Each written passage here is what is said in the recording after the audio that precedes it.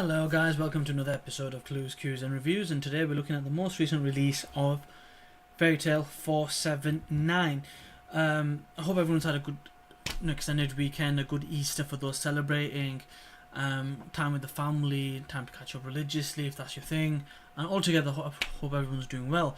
The whole process of the last couple of days has been all over the place, so there's a lot of things that are meant to come out that didn't get scanned later. An example of that is World Trigger. It looks like that's going to throw my next week, so I'm going to have to throw it in there somewhere. So look forward to that for those that do watch my reviews for World Trigger. It also has thrown out a lot of other things because of computer issues. So look forward to a late Dragon Ball Super, last week's and this week's that just gone review, as well as the same thing with One Piece and the Dragon Ball Super manga. I'll fit in somewhere during the week. But without further ado, let's get into this review. So point number one. We are at the main enemy camp where Zeref and Invel are. It's a bit of an update, so to speak, about what's been going on, so it's their perspective now. And they're saying, 5 out of the 12 have been defeated, and one of them was defeated by Acnologia. But they're basically saying that as long as we have the immortality of Zeref, we'll be fine, we'll beat them, and the march begins. And you can see, I think from a reader's point of view, everyone's been like, is Zeref good, is he bad, he's conflicted. I think really now he's made up his kind of mind. He really just wants to destroy Fairy Tail, wants to take care of Natsu, wants to take care of Mavis, because he even said, like, I'll paint over you with the deepest of darkest of blacks. So effectively his mind is finally bloody made up. It took the series from when it was introduced, but finally he's actually going to do that. It's a relatively simple point. 5 out of the 12 have been defeated. And for this, we move on to point number 2, which is a continuation of Jacob's fight. The remainder of the points will really be about this. But yeah, that's point number 1. So back to where Natsu is fighting Jacob. So the rest of the chapter is really centered around this, and there's a few points I want to discuss with this. So this is point number 2, the fight. So what we see Natsu and Lucy try to fight hand-to-hand combat with Jacob Alessio. And for the most part, Jacob is winning, showing that he's the hand-to-hand expert. But Natsu is not like overwhelmed or anything like that. He seems to be happy or even excited at the fact that he's actually been able to do this. But then Jacob starts using his magic. So if anything, it's kudos to, you could say, Natsu to be able to hang with a Spriggan 12 on a hand-to-hand combat level, which shows the kind of level Natsu is at. That he's not really damaged, but he can hang in there with the best of them, so to speak. But as soon as the magic starts, it's a different story. Being able to deal with a Spriggan 12's magic, which is so diverse. His is like an assassination specialist, right? That's where it gets hard. So at this point, Jacob basically says, look, there's 113 people in there. I'll start killing them all one by one. To which, at what point he gets stopped, and he goes, wait a minute, but your own people are in there. Brandish and Marin are in there. They got referred to him as Lackey, but I had to go look up his name because I hadn't seen him in a while. So Marin is there, and then he basically pulls out an orb and pulls them out as well. So it is a type of spatial magic, I guess, which, to be fair, a lot of the Spriggan 12 have got, because Marin's got a type of spatial magic. Brandish is a type of spatial magic. Celestial Spirit Work is a type of spatial magic. The whole Erza situation is a type of spatial magic. So there's a lot of spatial magic really flying around. So he uses that to kind of detect they're there and bring them back. And that's where the plot thickens, because Marin gets up and he goes, oh, thank you very much for saving our asses. But there's one right next to him that looks just like him. He has a twin, which sets up point number 3. So we see Gemini being the clone. So we find out that basically the clone was Gemini, and Lucy has all the garments on, so she's doing that dress thing again. She calls Gemini. Gemini turns into Marin off screen, and they ask, why didn't you just not turn into Brandish? Basically, the first says there's a limitation to that ability because Gemini is so strong to a certain degree, but if the person is a lot stronger than Gemini are, they can't transform into them. So it's interesting to know that power isn't exactly hacks, and it does have a limitation, which is brilliant storytelling from the mangaka's point of view, I guess.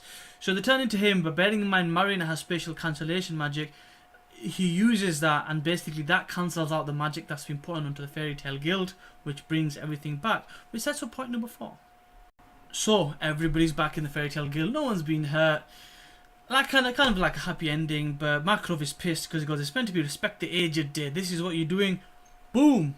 Gets giant face, punches Jacob Alessio out the ceiling, and Natsu's like, what the hell are you doing? Why are you destroying the guild for? Can you do it outside? He goes, you shut up. And then basically they're saying, he goes, he throws him out, he goes, you're one to talk, effectively is what he says. Throws him out, and they go, why have you thrown him out like that for? That's a bit overboard. And they explain that basically Natsu, if he went full on in the guild, he'd basically turn it to smithereens. And we get to see the Blaze Dragon King mode. So the mode that he used against Zeref, he still got it. So I thought once he used the tattoo, that'd be it. I think with the removal of the cells, the limiter has been basically taken out of him. So this will ultimately mean that he will be able to tap into this. So he does the Blaze Dragon King mode. Demolition Fist. Jacob Alessio is done. That's the 6th brigand done and dusted. Which sets up point number 5. So point number 5 is final thoughts. Now here's my thought process with this. When we went to the original part of the story, as in this chapter I mean, we were talking about the main camp, and they said 5 have been taken down. Did they include Brandish in that, or has those events, do they happen after the end of this chapter? To make sense of that, what I mean is, do they include 5 based on Jacob Alessio being taken down, or is he 6 and Lady Brandish, or Lady Brandish isn't taken into consideration and it happens after the fact, so to speak? We don't really know because it's not really made clear from what I read. If anyone can make that clear for me, let me know in the comment section below. But it's interesting, the main force is now marching on Fairy Tail's guild. 5 or 6 people have been taken care of. Brandish is more than likely going to be good now, so that's obviously a feather in Fairy Tail's cap. Jacob Alessio has been taken care of. We found out that he can use Blaze Dragon King mode, which is very destructive and really put Zeref on his ass. Here's my question now. We've got Blaze Dragon King mode, which is pretty much what he learned from Igneel, right? That's one type of fire mode.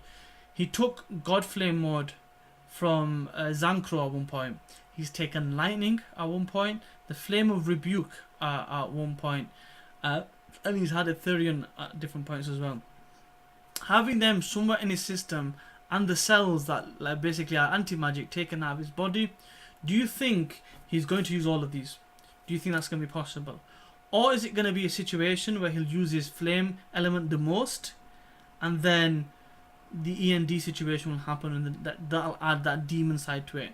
So it's interesting to see what happens. We don't really know with Acnology flying around, who is he going to go for next? Is he going to take out Laxus while he's down? I hope not. Or, Charla with Wendy taken care of. We don't really know where he's going to go next. I'm hoping now that this is out of the way and we know that's happening. I'm wanting to find out what happens with Gajeel and Bradman, the God of Death, I guess he was known as, or I called him Destruction last time by mistake and I got corrected. But yeah, the God of Death, I want to see what happens there.